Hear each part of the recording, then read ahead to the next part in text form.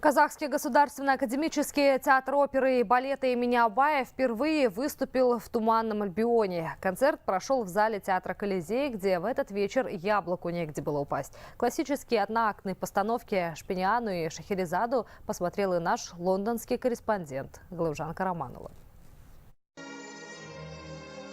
Шопениана – произведение, не имеющее сюжетную линию. Зритель совершает путешествие в мир фантазии юного поэта. А Шахерезада – это история о любви и ненависти, написанная по мотивам сказки «Тысяча и одна ночь». Казахстанскому коллективу предстояло донести до британского зрителя два балета в своей интерпретации, говорят создатели. Волнение очень сильно чувствуется.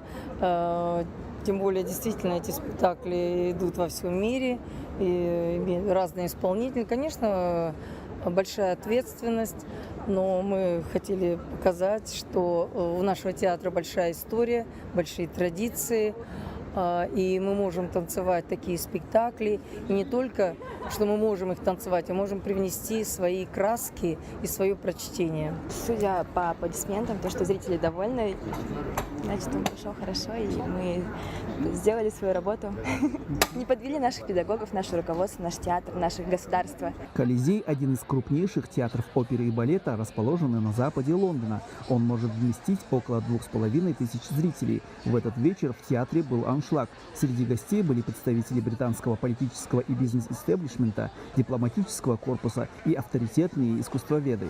Я был очень впечатлен постановкой балета. Я думаю, что это первый визит старейшего театра балета Казахстана в Лондон. Множество восторженных отзывов – доказательство того, что концерт удался. Стоит отметить, что Казахский государственный академический театр оперы и балета имени Абая в этом году проводит 85-й юбилейный сезон. Его гастроли в Лондоне были организованы в рамках Года молодежи и программы «Рухани Жангру» при поддержке посольства Казахстана в Великобритании, а также Министерства культуры и спорта нашей страны. Главжан Караманова, Великобритания, Лондон, специально для Хабар 24.